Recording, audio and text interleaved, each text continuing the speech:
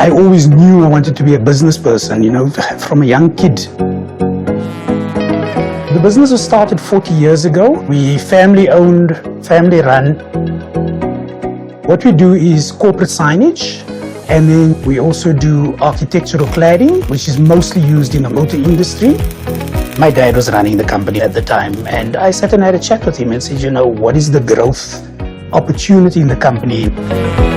The majority of the companies in our country are small to medium-sized companies. It's a very important growth area for South Africa.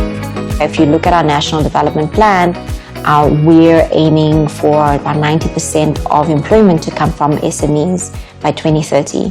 Now that's a tall ask in a country where a lot of SMEs don't really make it past the 5th year. The Johannesburg Stock Exchange is the leading stock exchange on the African continent, number 19 in the world.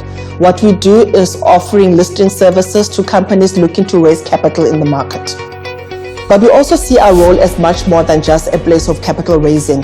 We've got multiple programs that are looking at advancing the socio-economic development of South Africa.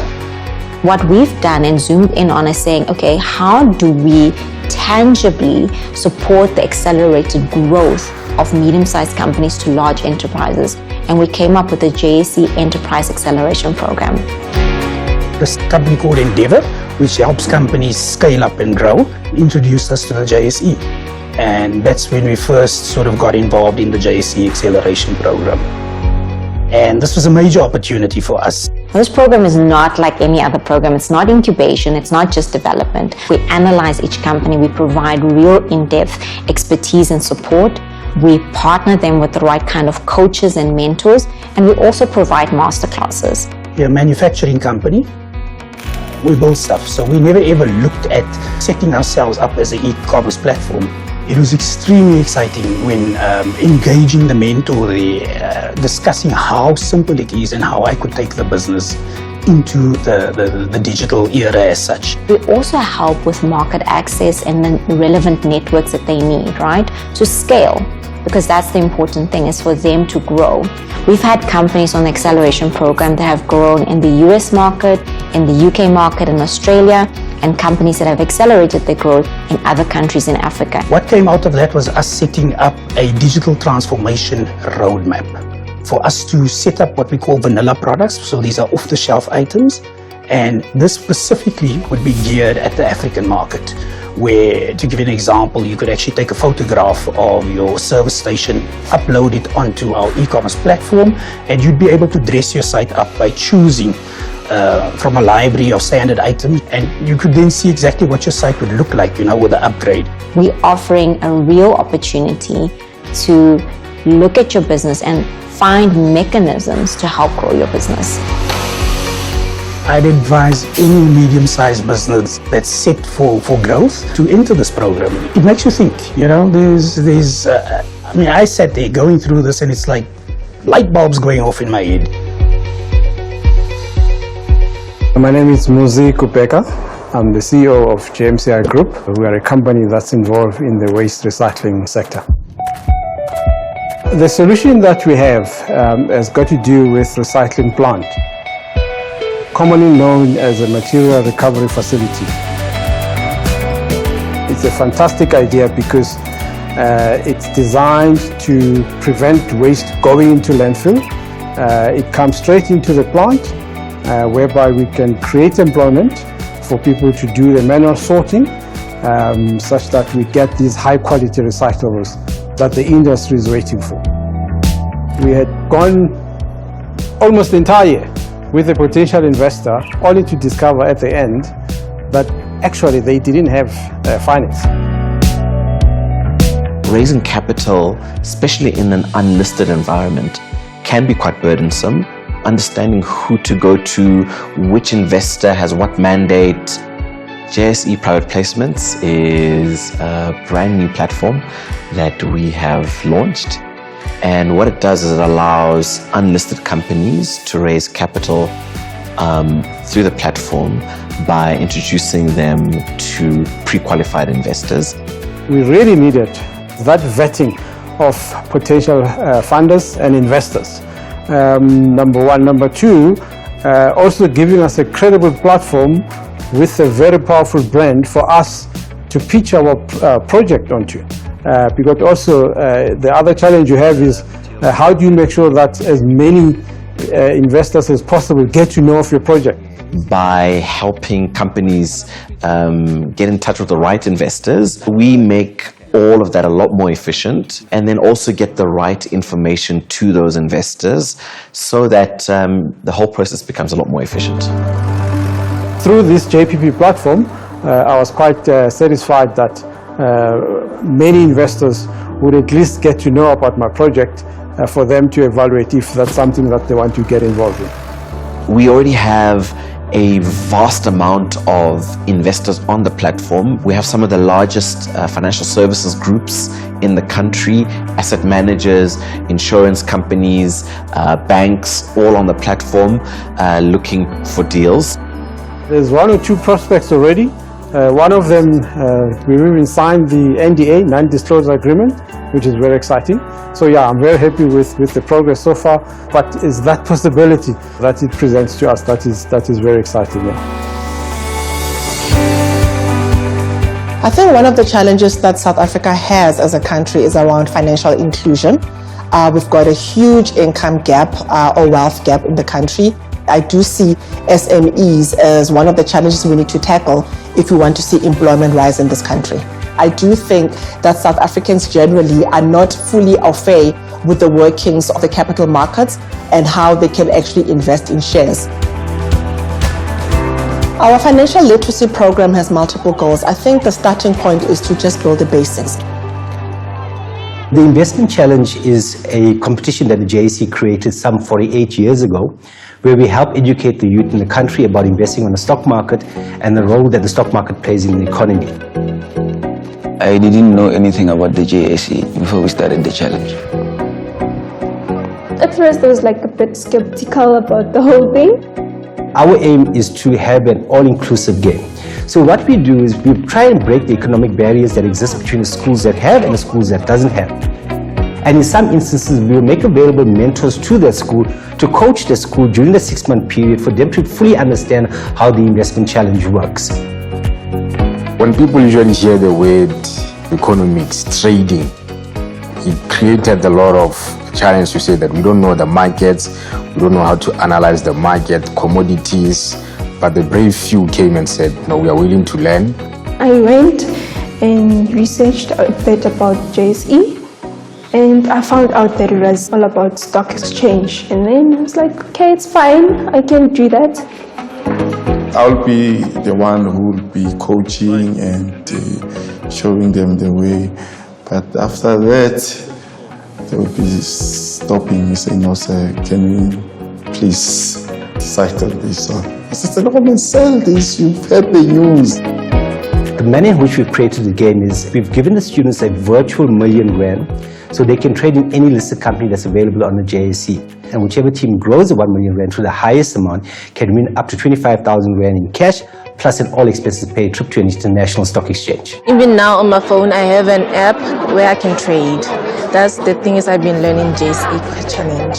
Like when you just wake up in the morning and you just see like every day the market is going up and up and up and it never stops. But then of course there is that one day it just gives you a lot of doubts. Any question, guys? So when it moves above the 3K, should we sell it? They are independent thinkers, okay, they have a viewpoint because now they understand what's happening in the market.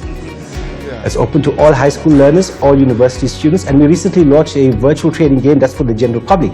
So all spheres can get involved. We encourage that the students, whatever they learn, take it and go home, get their parents involved in the virtual trading game as part of sharing knowledge, as part of extending the information that you as an individual are getting. Before we had this, every Monday the topic of discussion will be the soccer or the rugby scores on Monday, but that has changed to the movers and the shakers in the stock market. And weekly they would look at their portfolio. We are leading this team. Firstly, I'm hoping that we win the overall challenge, and this is actually a challenge giving you the entrepreneurial mindset of trading and starting to make money for yourself and be able to change the situation at home. In the monthly scoreboard, you were number 3. That's really great. I'm definitely gonna continue with investing, not only with the stock exchange, but with other things as well. The greatest asset these guys have is time. Okay, so they're like 15, 14, right? If they put away money in stocks for the next 20 years or so, yeah, so they will have a nice retirement portfolio that they created for themselves, yes. Ultimately, where we want to see is a society where everybody is included financially, but also people feel empowered to make the right decisions for themselves and their family. I would like to see a society where SMEs are thriving and therefore can grow employment in South Africa, and where some of the social ills are solved through corporate interventions.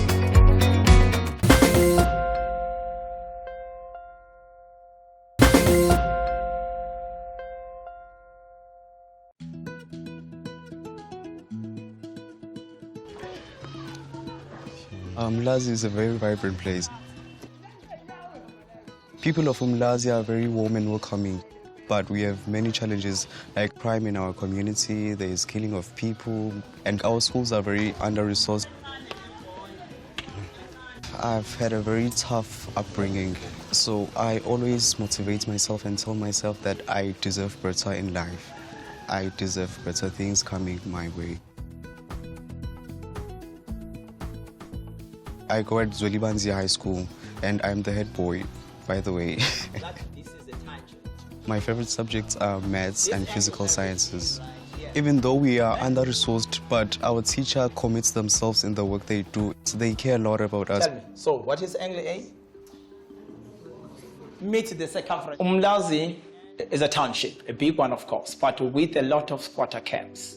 And children, most of them are coming from the squatter camps. We talk about one small room where all people are living inside that room. And the kids can't find time to do their homework, the work to study for the exam. So they find it difficult to do it. That's why we come in to assist there. We assist with their work, we assist with the teaching and giving them the extra teaching.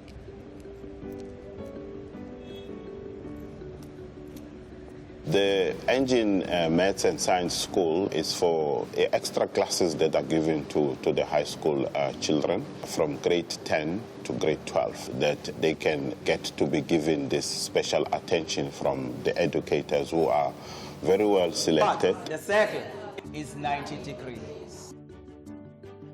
Now, if opposite end, I joined Engine Maths and Science program way back in 2007. I teach maths. Okay. When they started it here in Umlazi, I think they saw a need to come and help. Maths is everything around us. Maths is to the T. It's either you're right or wrong, and you're just never in between. So that alone just keeps you on your toes. I started with Engine over 35 years ago. The programs were run at technikons and universities, and it was an enrichment program for learners that we hoped would go to tertiary. And that's how it started. The emphasis changed along the way as directors changed with Engine, and it became more developmental and for assistance in line with what was going on in the country.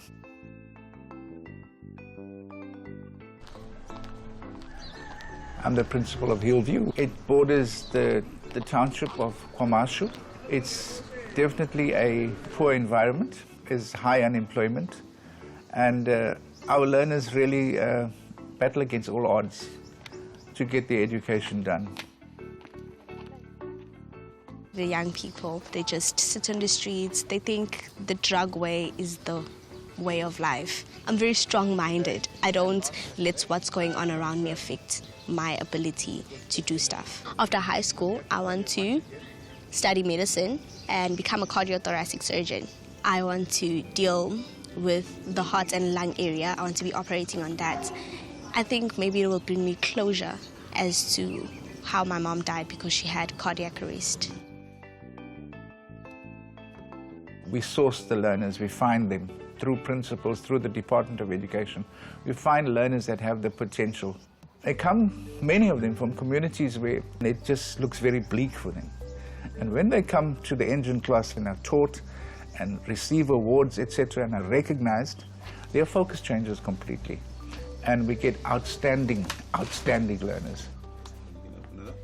Important is that you write 7 points. Yes. And how do you write them? Each sentence must contain a point. A point. Yes. So you take a fact, not an example. An example, okay. Yes. Our aim is not to concentrate on people like Mbuso only. Let's say that a child comes with a level 1 in maths. So our duty is to move that student from level 1 to another level. This one is going to give us 7 distinctions. No, it's not 7, ma'am. It's 8. Yes, I remember, because you added accounting at the end of the year. This. It's a pinky promise. Yes. My father passed away when I was 8 years old, and my mother passed away when I was 16. So my aunt has been my parents. She has been my favorite because she's always there for me when I need a shoulder to cry on, and she always motivates me to do better and be the better version of myself every time. She loves me a lot. The Engine Maths and Science program, it's very close to my heart because it aims to pull people out of poverty, empower them, and grant them the necessary skills to get to where they need to be, to improve our economy and also go back, hopefully, and improve their communities. It's a national program. We've got 4 centres in the Eastern Cape, 1 in PE, 2 in East London, 1 in Xala, and then we've got 2 in Cape Town, 1 at Manzamtombo Mfuleni, and 1 at Belgravia High School. Delightful sight to see a full class. We target learners who really are in need, because the program is just there to support learners who would roughly not even be able to manage to obtain 80% and above to go and study a course at varsity. But now we are able to upskill them and get them to a level where at least they are able to achieve that. And we've had successes in the program where learners are able to actually get marks that they would normally not get if they were just at school.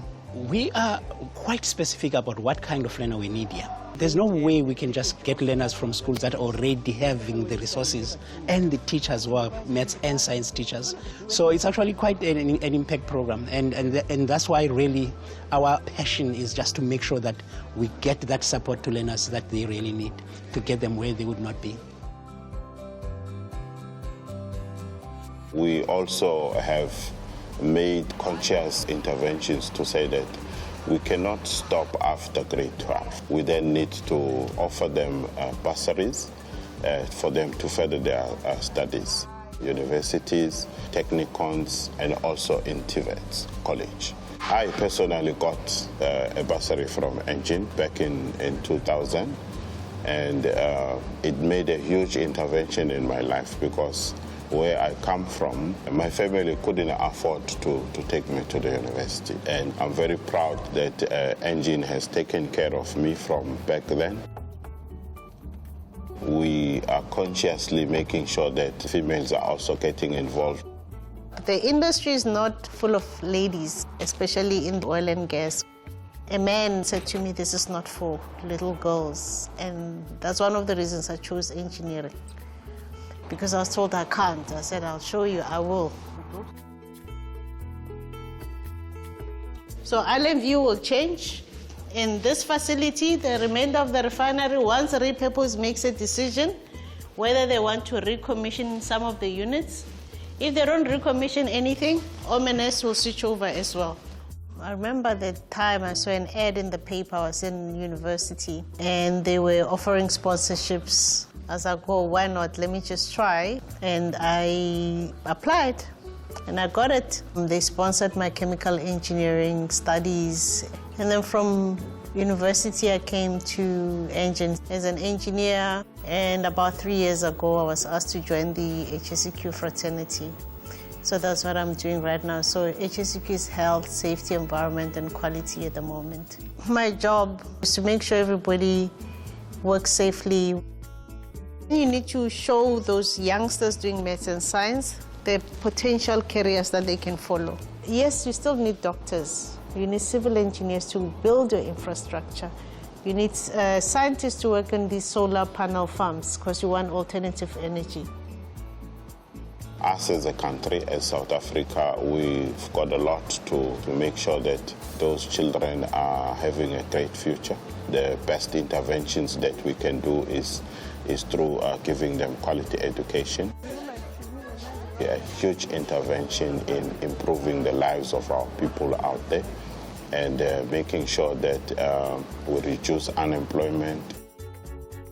I realized that I needed to be the change that I wanted to see in my community.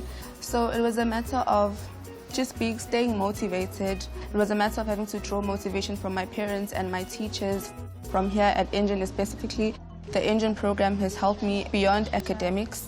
My teachers have helped me to build that confidence that I've been lacking. I see myself working in a hospital in a health field. I think if we can wait for government to create jobs, then we'll end up having no jobs because we can see the current situation in our country. So it is important that we must stand up on our own feet and create our job opportunities. It's not only engineering. We've got computer science now. We've got these sustainability jobs that are coming up. You need to consider working in green energy companies, doing environmental stuff. The world has changed. The beauty is when somebody finishes school, gets a qualification, gets a job, and they go back to where they come from and develop their area. I think Nelson Mandela did say that the best weapon that you can use to change the world is education. They say it takes a village to raise a child, but it takes one child to raise a village. So I think it's important that even after 10 years maybe of success, I must come back and give back to my community.